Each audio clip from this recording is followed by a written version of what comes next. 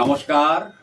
বাস্তু অভিজিৎ চ্যানেলের পক্ষ থেকে আমার সমস্ত স্বদেশী ও প্রবাসী বন্ধুদের স্বাগতম। সবার কাছে আমরা কৃতজ্ঞ আমাদের এই চ্যানেলটাকে এই হাইটে পৌঁছে দেওয়ার জন্য। আমরা তো বিভিন্ন সময়ে বিভিন্ন ধর্মী অনুষ্ঠান দিয়ে সবাইকে আনন্দ দিয়ে এসেছি, সবাইকে যতটুকু পেরেছি আমাদের সাধ্যমতো দেবার চেষ্টা করে গেছি। আগামী দিনে এই প্রচেষ্টা আমাদের থাকবে, যাতে নাকি মানব জাতির কল্যাণে আমাদের এই ছোট্ট প্রয়াসগুলো কাজে লাগতে পারে। আজকে আবার একটা বাস্তব ধর্মীয় অনুষ্ঠান নিয়ে আজকে এই হাজির।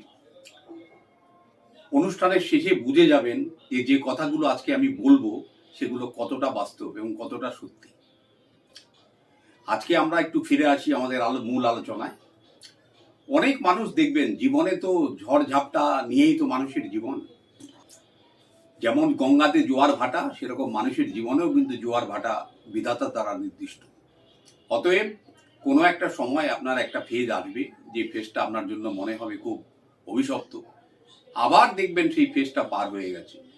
একটা মানুষ দেখুন, যখন ক্ষমতার খুব শিখরে থাকে, যোগ্যতার শিখরে, মানে ইনকামের শিখরে যখন থাকে, তখন অনেক কিছুকে তার নিজস্ব দম্ভের জিনিস বলে মনে করে। সে ভাবে যে তারই জন্য নাকি সব কিছু হয়েছে। মনোভাবটা তার এরকম হয়ে যায় যে আমিই সব। একটা মনে করুন, কেউ একটা ভালো হাই স্ট্যান্ডার্ডের একটা চাকরিই করছে, ভালো তার উপার্জন। সেই সময়টা তার মনের অবস্থা যেটা হয় যে আমি সব, অতএব আমি যা করছি সেটাই ঠিক। তখন তার একটা দেখবেন অবাঞ্ছিত খরচের প্রতি তার মন চলে যায়। যখন তখন যেটা খুশি কিনে বসে, কারো কথায় কর্ণপাত করে না। পরিবারের লোকেরাও যদি তাকে বলতে যায়, আরে ওসব কিছু নাও, আমি যা করছি ঠিক করছি, কোনো একটা ডিসিশন নেয়, দেখবেন সেই সময় ফ্যামিলির কারোর সঙ্গে তারা ডিসকাস করে না। তার পরিণাম কিন্তু অদূর ভবিষ্যতে সেই ব্যক্তিটি ভোগ করে। তাকে যদি আপনি বোঝাতে যান যে ভাই আমাদের মনে করুন এই জিনিসটা কিন্তু করা উচিত নয়, সে তখন তাকে বলবে, দূর, আমার তো অলরেডি এটা হয়ে আছে, আর আমি তো বিন্দাস আছি, ভালো আছি। ঠিক এই কথাটা বলে আমার দু তিনজন মানে খুবই পরিচিত মানুষ আজ একেবারে সাংঘাতিক বিপদের সম্মুখীন। কোনো একটা সময় তারা একটা এমএনসিতে খুব উচ্চ পদে আসীন ছিল। তখন তাদের মনেও এই ক্ষমতার দম্ভটা ছিল। আজকে যে কোনো কারণে হোক, বিধাতার কোনো অভিশাপে বা তার কর্মফলের জন্য আজকে সে ৩,০০০ টাকা মাইনের জন্য একটা সন্ধান করছে। এবং তার যে নিজস্ব বাড়িটা, যে বাড়িটা ব্যাংক লোন দিয়ে সে কিনেছিলেন, সেই ব্যাংক লোন ইএমআই পেমেন্ট করতে না পারার জন্য সেটাও তার হাতছাড়া হয়ে গেছে। আমাদের বিগত অনুষ্ঠানে এটা নিয়ে আলোচনাও করেছিলাম। অতএব যখন আপনি আপনার যোগ্যতার শিখরে, উপার্জনের শিখরে, সেই সময়টা কিন্তু আপনার জীবনের গোল্ডেন ফেজ। এবং এই ফেজটাকে কিন্তু যথার্থভাবে যদি আপনি পালন না করতে পারেন, আগামী দিনের ফলভোগ অনিবার্য। এবারে দেখুন, ভাগ্যচক্রে হঠাৎ করে দেখা গেল সেই ভদ্রলোকটির হঠাৎ চাকরি চলে যায়।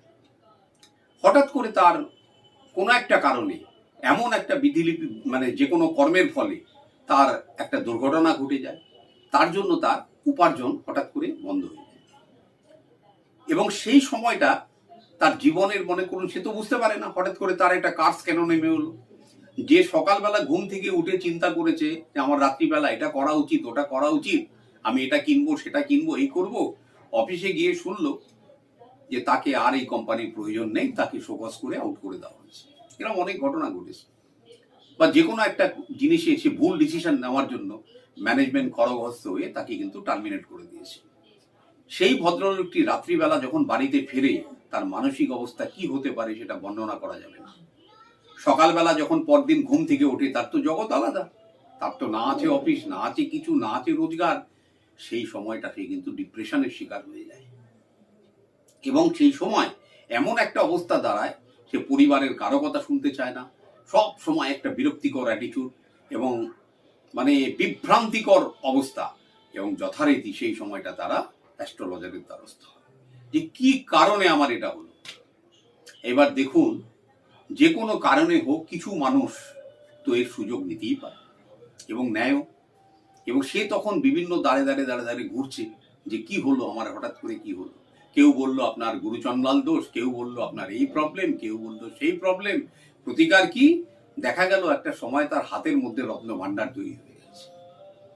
তারপরেও সে কিন্তু খালি অ্যাস্ট্রোলজি চ্যানেলগুলো ফলো করতে থাকে।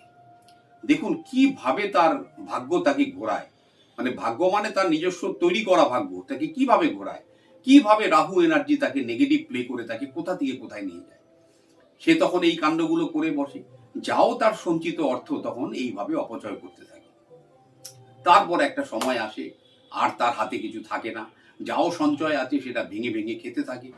তারপরে যদি তার পিএফ ফিএফ কিছু থাকে সেটাও সে উইথড্র করে তার থেকেও সে চেষ্টা করে সংসারটাকে কোনোভাবে চালিয়ে সেই জিনিসগুলোকে ম্যানেজ করা, এবং ধীরে ধীরে ধীরে ধীরে এইভাবে তার ভরা কলসি শূন্য হতে থাকে। এতে সতর্ক থাকবেন, যখনই আপনার যোগ্যতার শিখরে সেই সময়টা খুব সাবধানে তার মূল্যায়ন করবেন, সাবধানে তার চলাফেরা করবেন, প্ল্যান ওয়েতে খরচ করবেন, আর পরিবারকে সাথে নিয়ে সবসময় ডিসিশন নেবেন। That is the golden rule. কেউ কোনো একটা সমস্যা কারো হয়েছে, সে তো অ্যাস্ট্রোলজারের কাছে অবশ্যই যাবে, তার হরোস্কোপটা নিশ্চয়ই দেখবে যে কি কারণে কোন গ্রহের প্রবলেমে তার এটা হলো। নিশ্চয়ই তো কোনো একটা কারণ থাকবে। এখন মুশকিলটা হচ্ছে যে প্রত্যেকটা মানুষের দেখবেন মত আলাদা।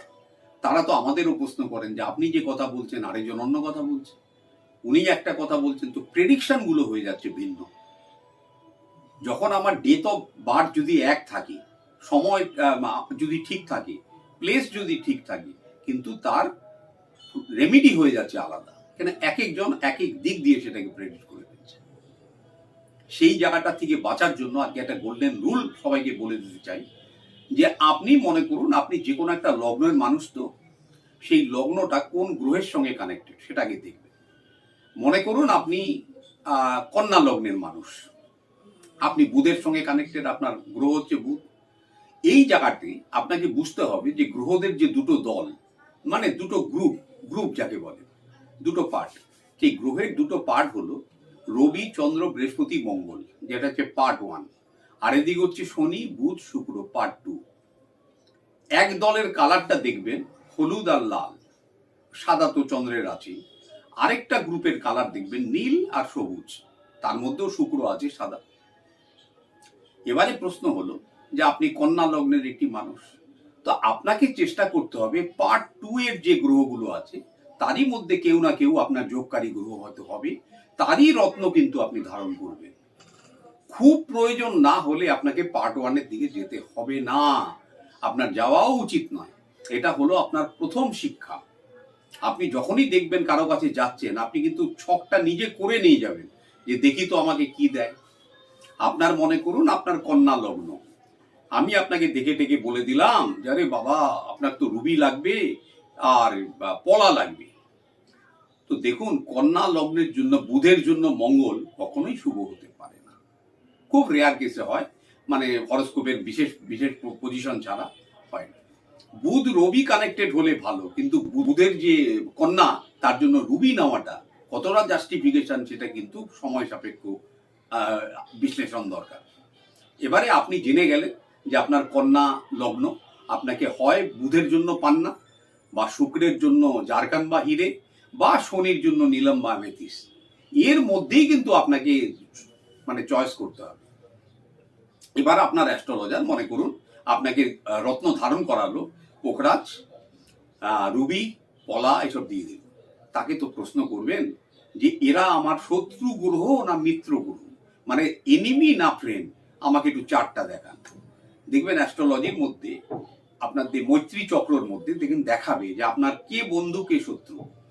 তো সেই চার্টটা যদি দেখেন যে হ্যাঁ বুধের ফ্রেন্ড হচ্ছে বৃহস্পতি বা বুধের ফ্রেন্ড হচ্ছে চন্দ্র, যদি দেখায় তাহলে আপনি অ্যাকসেপ্ট করে নেবেন, কিন্তু আপনি দেখতে পাবেন না। কেন চার্ট অনুযায়ী সে নৈসর্গিক মৈত্রী দেখুন, এমনি ফ্রেন্ডলি চার্টের দেখুন, যেটাই দেখুন তার মধ্যে দেখবেন যে আপনাকে দেখাবেই যে আপনার এই গ্রহগুলো আপনার শুভ আর এই গ্রহগুলো অশুভ। তো আপনি অশুভ গ্রহের রত্ন তো ধারণ করতে পারবেন না। তো এইখানে হলো আপনার মানে প্রথম পার্ট, প্রথম এটা জেনে রাখবেন। এবার দ্বিতীয় হলো কটা রত্ন ব্যবহার করবেন, দুটো। কেন আপনার ভাগ্যের লিখন অনুযায়ী 3টে গ্রহ ম্যাক্সিমাম আপনার শুভ হতে পারে, 3টে হবে এনিমি, 3টে হবে হয়তো নিউট্রাল। তো আপনি নিউট্রাল গ্রহের কোনো পাথর নিয়ে লাভ নেই রত্ন নিয়ে, না অশুভ গ্রহের আপনি রত্ন নিতে পারেন।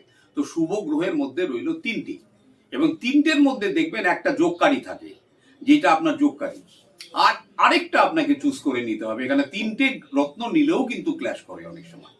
যদি তিনটে আপনাকে নিতেই হয় তাহলে আরেকটা হাতে নিতে হবে। এইগুলো কিন্তু গোল্ডেন রুল জেনে রাখবেন। তারপরে আপনি সেই অ্যাস্ট্রোলজারকে প্রশ্ন করবেন যে আপনি তো আমাকে শুভ গ্রহের প্রতিকার দিলেন, যে গ্রহগুলো আমার ক্ষতি করছে তার জন্য আপনি আমাকে কি দিচ্ছেন। পরিষ্কার প্রশ্ন করবেন যে আপনি আমাকে মারক গ্রহগুলো বলুন এবং তারা অবস্থান করছে, তার আমাদের জীবনের উপর কি প্রভাব। আপনি এই প্রশ্নটা করুন। প্রশ্ন করার পর উনি তো একটা উত্তর দেবেন, তখন বলবেন এই মারক গ্রহের প্রতিকার আপনি কিভাবে দিচ্ছেন। এগুলো জেনে রাখুন। না, এই প্রশ্নগুলো না জানলে কিন্তু আপনারা ঠিক মতো হ্যান্ডেল করতে পারবেন না, আবার ভুলভ্রান্তির শিকার হবে। এবার আপনি জেনে যাবেন আমাদের কাছে যদি এই সমস্যা নিয়ে আসে আমরা কি করব। আপনাকে অবশ্যই আমরা দেখব, প্রথম আপনার সবচেয়ে যোগকারী গ্রহটা কি তাকে টপ আপ করব, দ্বিতীয় যোগকারী গ্রহ, দ্বিতীয় শুভ গ্রহ তাকে টপ আপ করব, আর আমরা হাত দেব না যে রত্নের উপরে। এইবার দেখব কোন গ্রহগুলো আপনার মারক, কার মারকতা বেশি, সেই স্থানে তখন কিন্তু আমরা রুদ্রাক্ষের প্রয়োগ করি। রুদ্রাক্ষ কি করে যে আপনার কোনো গ্রহের মারকতা কমিয়ে তার শুভত্ব প্রদান করে, এটাই হচ্ছে রুদ্রাক্ষ। অনেকে রুদ্রাক্ষ নিয়ে প্রশ্ন করেন, রুদ্রাক্ষ পরে কি খাওয়া যায়, চান করা যায়, ঘুমানো যায়, বা শোচকর্ম করা যায়, যে ওসব প্রশ্ন করছে। সিম্পল একটা জিনিস জেনে রাখুন, শুধু দুটো জিনিস রুদ্রাক্ষ ধারণ করে করা যায় না। এক হচ্ছে ড্রিঙ্ক করা, দুই হচ্ছে স্বামী স্ত্রীর সম্পর্ক করা। এই দুটো জিনিস করা যায় না, সেই সময় আপনাকে খুলে পাশে রাখতে হবে। তারপরে আবার হয়ে গেলে আপনি আবার নমস্কার করে পড়ে নেবেন।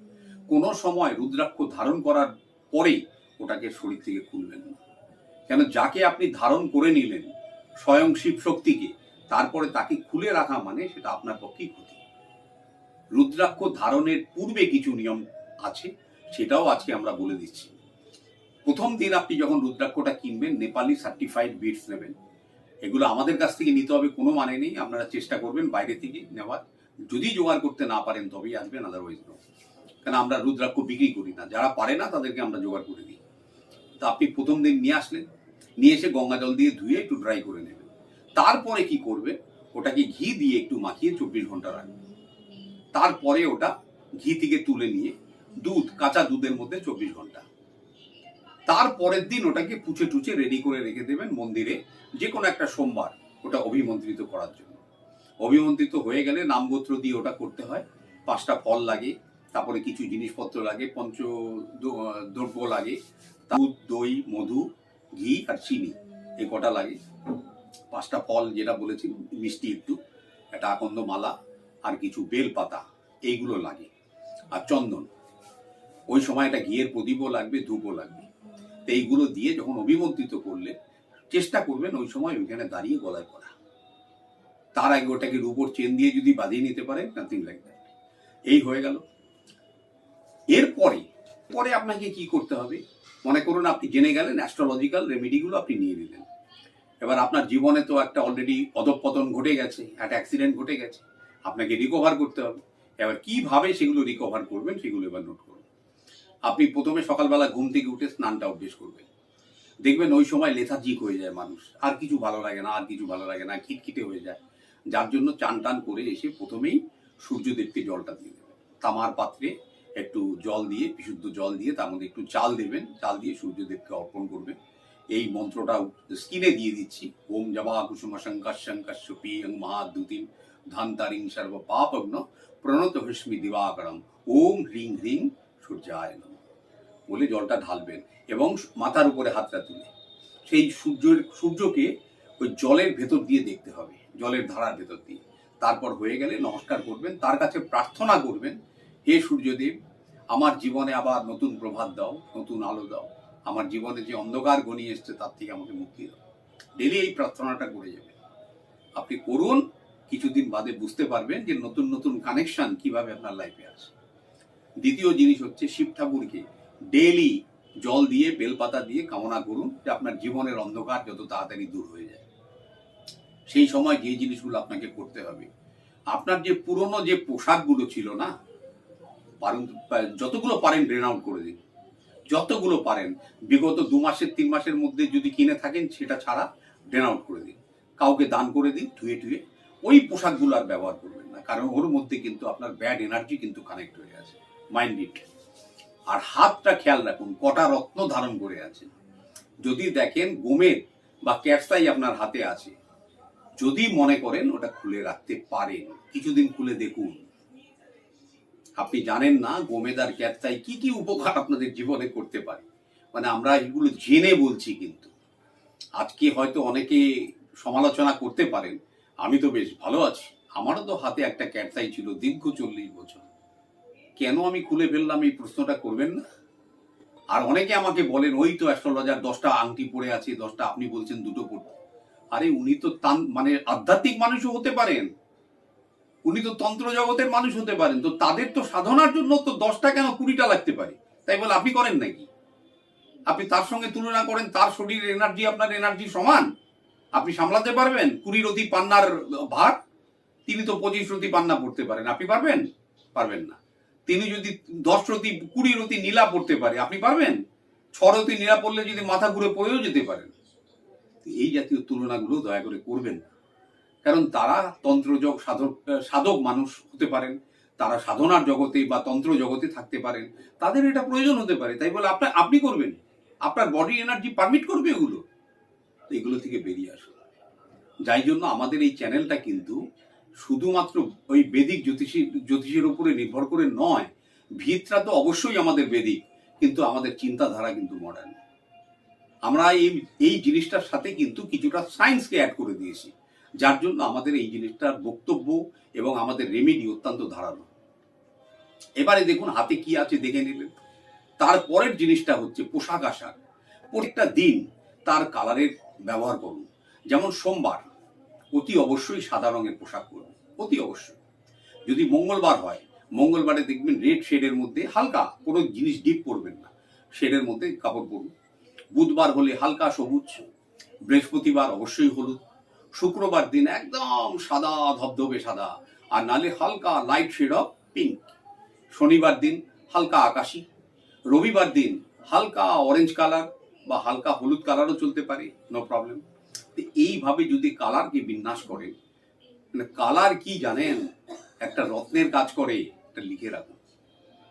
আমরা যখন কোনো রত্ন ধারণ করি, এর লজিকটা কি কোনোদিনও ভেবেছেন যে কিভাবে রত্নটা কাজ করে? আপনি একটা মনে করুন পোকরাজ ধারণ করেছেন, তার কালারটা তো হলুদ, গ্রুপ 1-এর সে প্ল্যানেট যেটা আপনি ধারণ করেছেন, তার মধ্যে যখন সূর্যের যে সোলার এনার্জি, যেটা কিরণ, সেটা যখন প্রবেশ করে আপনার শরীরে শরীরের যে ব্লাড স্ট্রিম, সেই ব্লাড স্ট্রিমের মধ্যে সেটা প্রবেশ করে। সেই ব্লাড স্ট্রিমে প্রবেশ করার পরে সেটা সারা শরীরে ট্রান্সমিট হয়ে যায়। আমার শরীরে হয়তো সেই ইয়েলো ব্যালেন্সটা ডেফিসিট আছে, সেটাকে কিন্তু মেকআপ করে দিল। সেই রকম ভাবে আপনি যখন একটা রুবি পরেন, সেই রুবির যে কালারটা, সেটাও আপনার সরাসরি ব্লাড স্ট্রিমে ঢুকে যায়। এই না কি আপনি যদি কোনো স্টোনের নিচটা যদি গার্ড করে দেন না, আপনি যত দামি স্টোন পরুন সেই স্টোনটা কাজে লাগবে না, কারণ তার যে কালার এনার্জিটা আপনার শরীরে যায় না। ঠিক সেইভাবে পোশাকেরও কিন্তু একটা কালার এনার্জি আছে। যদি আপনার রত্ন ধারণ করার ক্ষমতা না থাকে, আপনি সিম্পলি ড্রেসগুলোকে খালি চেঞ্জ করে যান, যে দিনের যে ড্রেস সেটাকে পরুন, সেটা পরলেও কিন্তু কিছুটা তার থেকে মুক্তি পাবেন। তার সঙ্গে অন্যান্য কিছু আধ্যাত্মিক ক্রিয়াকর্ম, কিছু রুদ্রাক্ষ হয়তো লাগতে পারে। অনেকেরই তো রত্ন নেবার পয়সা থাকে না, তাদের জন্য তো উপরত্ন আছে। আপনি পান্না নিতে পারছেন না তো অনিক্স নিন। আপনি জানেন কত ডিফারেন্স প্রাইসের মধ্যে? একটা পান্না 5,000 টাকার অতি হতে পারে, একটা অনিক্সের দাম 300-400 টাকার অতি হয়। পান্নার থেকে হয়তো একটু কাজ করে, কম করে, কিন্তু তো করে তো। রুবির মতো আবার সেম আছে, স্পাইনাল রুবি আছে, তো অনেক ডিফারেন্স প্রাইসে। এগুলো চেষ্টা করলে কিন্তু দেখবেন মানে কম মূল্যে আপনি অ্যাফোর্ড করতে পারবেন। যারা কিছু পারে না, তাদের আমরা সিম্পলি ফিরোজা দিই, যে একটা মুক্ত আর একটা ফিরোজা পড়ুন আর চুপচাপ ভগবানের নাম নিয়ে দিন কাটান। জিনিস পোশাকের এনার্জি। চতুর্থ হচ্ছে যে আপনাকে সবসময় টিপটপ থাকতে হবে সব সময়। আর আপনি এই মনে করবেন না যে আপনার একটা অঘটন ঘটে গেছে, এটাকে একটা অ্যাক্সিডেন্ট মনে করে আগামী দিনের প্ল্যানিং করতে থাকুন, যে হাউ টু ওভারকাম। আপনি যে লাইনে যা যা এক্সপার্টাইজ আপনার আছে তার উপর নতুন করে জীবন শুরু করুন। এই নতুন করে জীবন শুরু করতে গেলে একটা তো কার্স আপনার মধ্যে ছিল, সেই জিনিসটা আবার নতুন করে শুরু করছেন। ভগবান শিব শঙ্করের নাম নিয়ে আবার নতুন করে জীবন শুরু করার চেষ্টা করুন এমন একটা জায়গা যে জায়গাটা আপনার জন্য সুটেবল। কিন্তু সবসময় একটা জিনিস জানবেন, রিভার্স এনার্জির কোনো পাথর জেমস্টোন যেন আপনার হাতে না থাকে। আর গোমেদ আর ক্যাটসাই যদি থাকে সেটাকেও খুলে রাখবেন। হাতে রিস্ট ওয়াচ অবশ্যই ব্যবহার করবেন। যদি আপনি রিস্ট ওয়াচ ব্যবহার না করেন, সময় কিন্তু আপনাকে সাথে থাকবে না, এটুকু জেনে রেখে দেবেন। আর তারপরের জিনিস হচ্ছে পরিবারের সবার সঙ্গে যদি সম্পর্ক ঠিক রাখেন, দেখবেন আপনার তাতেও কিন্তু অনেক জিনিস আপনার অনেক দূরই পার হয়ে যাবে। মানুষের জীবনের 4টে পিলারের কথা আমরা আগের ভিডিওতে বলেছিলাম। তারা হচ্ছে পিতা, মাতা, গুরু আর হচ্ছে পরিবার। এই 4টে জিনিসকে আপনাকে যদি ঠিক রাখতে পারেন, আপনি আবার আপনার পুরনো দিনে ফিরে যাবেন। এবারে মনে করুন আপনি আপনার স্টোনের এনার্জি দেখলেন, পোশাকের এনার্জি চেক করলেন, শরীরটাকে টিপটপ রাখলেন, ব্যবহার ঠিক রাখলেন। এবারে আপনাকে আসতে হবে যে আপনার বাসস্থান। আপনি বাসস্থানে দেখুন কোথায় কোথায় গার্বেজ জমে আছে, কোথায় কোথায় পুরোনো দিনের জিনিস, মানে পুরোনো মনে করুন ঘড়ি, বন্ধ ঘড়ি, পুরোনো মোবাইল ফোন বন্ধ, ইলেকট্রনিক আইটেম সেটাও বন্ধ, এই জাতীয় জিনিস কোথায় কোথায় আছে আইডেন্টিফাই করুন, রিমুভ ইট। পূর্বজদের ছবি দেখুন কোথায় লাগিয়েছেন আপনি। দেখবেন ম্যাক্সিমাম মানুষ দেখবেন যাদের এই ধরনের অ্যাক্সিডেন্ট হয় না, তারা হয় ঠাকুর ঘরে রেখেছে বা উত্তর দিকে রেখেছে। পূর্বজদের ছবি রাখার সবচেয়ে আদর্শ জায়গা হচ্ছে দক্ষিণ পশ্চিম, এই দুটো জায়গা, অন্য কোথাও রাখবেন না। আর হচ্ছে চেষ্টা করবেন কোনো পূর্বজদের জীবন্ত কোনো মানুষের সঙ্গে একই ফ্রেমে বন্দি না রাখতে। আর পূর্বজদের ব্যবহার করা কোনো জিনিস বাড়িতে রাখবেন না, তাতেও কিন্তু আপনার অভিশাপ অনিবার্য, কুড়াতে হবে। এই হলো বাস্তু। এবারে আরেকটা জিনিস হচ্ছে যে আপনার বাস্তুতে মানে 3টে কোণার কথা বলছি, কর্নার। একটা হচ্ছে নর্থ ইস্ট, একটা সাউথ ইস্ট, আর একটা হচ্ছে সাউথ ওয়েস্ট। একটা হলো 45, একটা 125 ডিগ্রি, একটা 225 ডিগ্রি। ঘরের মাঝখানে দাঁড়িয়ে দেখুন কম্পাসটা অন করে এই 3টে জোনের মধ্যে আপনার কি কি আছে। যদি কোনো রকম টয়লেট থাকে এই 3টে জোনের মধ্যে, সবচেয়ে অ্যালার্মিং, কিচেন থাকলেও অ্যালার্মিং, কিন্তু 125-এ কিচেন থাকবে, সেটাই কিচেনের লোকেশন। এই 3টে জায়গার মধ্যে যদি কোনো বড় ডিফেক্ট না থাকে, তাহলে জানবেন আপনার বাস্তুতে কোনো ডিফেক্ট নেই। এবারে বাস্তুতে দেখবেন আপনার প্রবেশদ্বার, এই প্রবেশদ্বারটা যদি 225 ডিগ্রি, 220 থেকে 230 ডিগ্রির মধ্যে আসে, অবশ্যই একটা বাস্তু কনসালটেন্টের সঙ্গে যোগাযোগ করবেন, অবশ্যই। এবার বাড়িতে দেখবেন ওভারের বাঙ্কগুলো, দেখবেন সেখানে দুনিয়ার জাঙ্ক অবশ্যই থাকবে।